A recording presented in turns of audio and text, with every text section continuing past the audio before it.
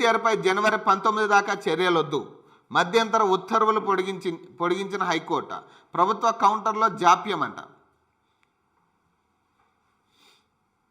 కాళేశ్వరంకి సంబంధించి ఇప్పుడు కేసీఆర్ హరీష్ రావుల మీద యాక్షన్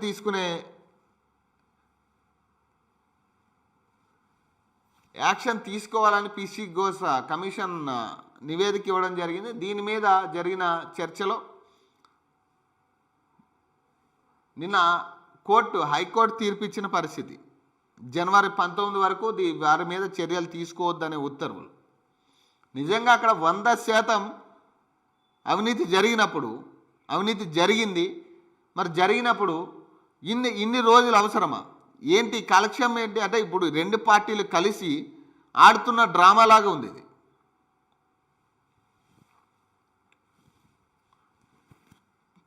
ఘోష్ కమిషన్ ఆధారంగా చర్యలు వద్దన్న మధ్యంతర ఉత్తర్వులను పొడిగించిన హైకోర్టు అంట.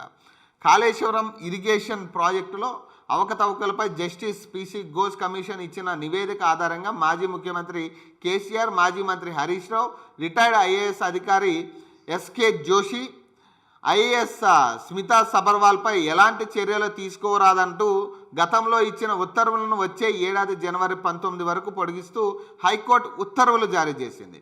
కాళేశ్వరం ప్రాజెక్టులో నిధుల దుర్వినియోగం కారణమైన కేసీఆర్, హరీష్ రావు ఇతరులపై కఠిన చర్యలు తీసుకోవాలని ఘోష్ కమిషన్ ప్రభుత్వానికి నివేదిక సమర్పించిన విషయం తెలిసిందే.